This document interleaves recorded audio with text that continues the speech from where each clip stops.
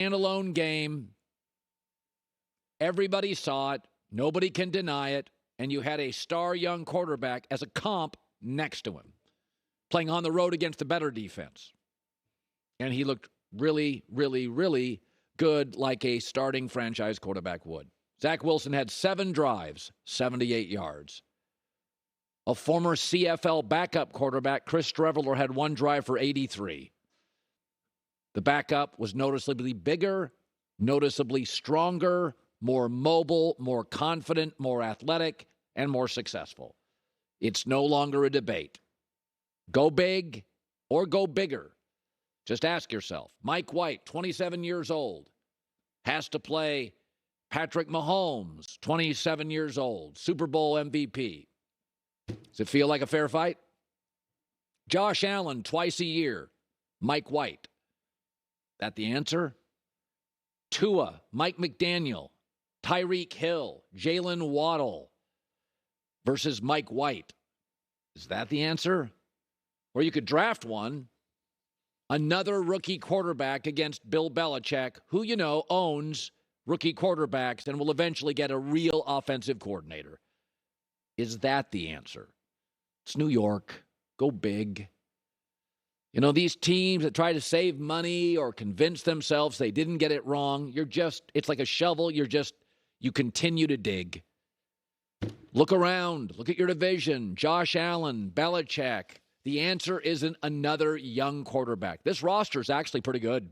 It's not like the Giants, a generic roster in a generic stadium. The Jets have an elite corner, and they're not paying him anything.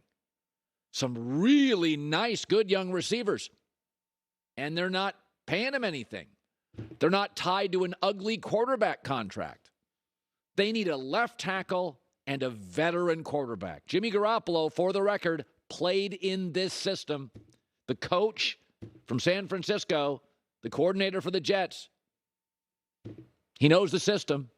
Been banged up a little, but it was an ankle injury, not shoulder, not throwing arm. Derek Carr. Again, Derek Carr, in utter chaos, in a tough division, willed the Raiders to the playoffs last year. But the good news is the roster's fine. You're not tied to any bad contracts.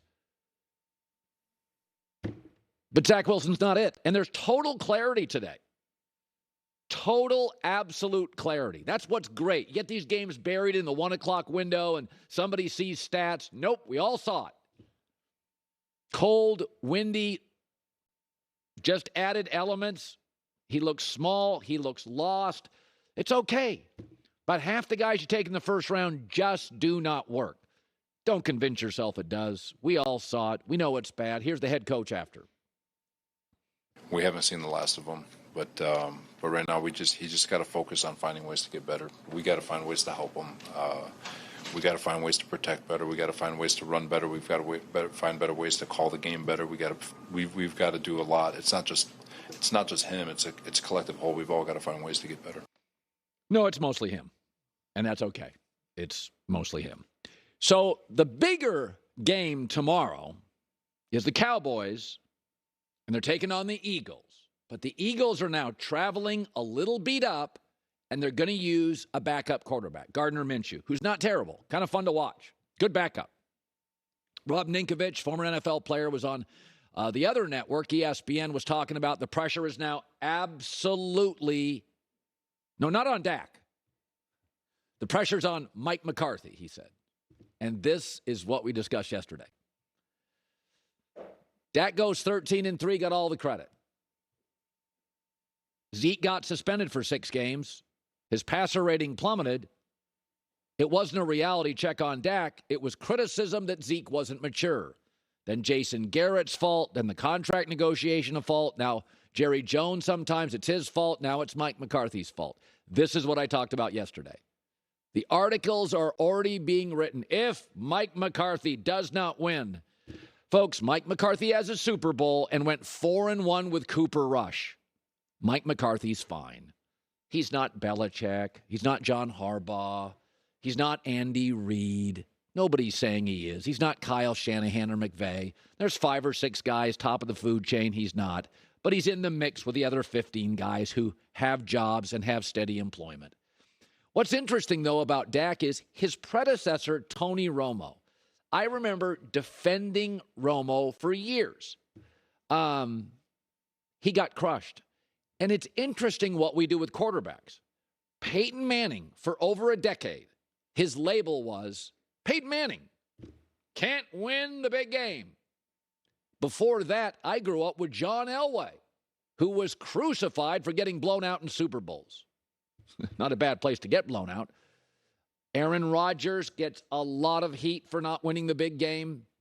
Josh Allen, now starting to hear it. When are you going to get to the big one? And Tony Romo, the predecessor to Dak, took a lot of heat.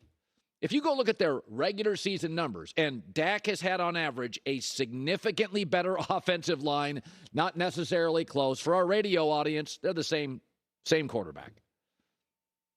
Dak, slightly better. You go to the playoffs, Romo's better.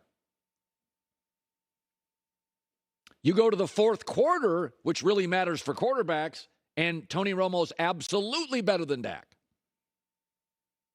But that's what's interesting. Tony was better in the playoffs. Tony is better in the fourth quarter. Yet Tony Romo got crucified. So you say to yourself, well, I mean, Dak is the underdog story, fourth round. Tony Romo was undrafted. Tony Romo didn't get paid for years and years in this league. Tony Romo had bad offensive lines. Tony Romo had Jason Garrett, who took all the heat for Dak. It's not that I don't like Dak. I do. He's a good B-plus quarterback. He's Kirk Cousins with a better brand. But it is remarkable how we always blame the quarterback for years, even great ones. Elway forever, and Peyton Manning, and Aaron Rodgers. Matt Stafford, when he came to the Rams, a lot of people are like, he can't win the big game. He won the Super Bowl first year. Tony Romo, small school guy, got clobbered. Dak, it's not about Mike McCarthy this weekend. Got a Super Bowl, 4-1 with Cooper Rush. Went 13-3 with Favre. Got a ring with Aaron Rodgers. Winning record with a backup. Mike McCarthy has led Dak to 100-plus passer rating since they've been together. This is on Dak. At home, Eagles beat up Gardner Minshew. Dak's got to win this game. Dak's got to win this game. If Joe Burrow can win without his top running back and Jamar Chase, go on the road and win, got to win this game. Everything lines up for you. It's not on Mike McCarthy this weekend. All right. Blazing 5, top of next hour on a little bit of a heater.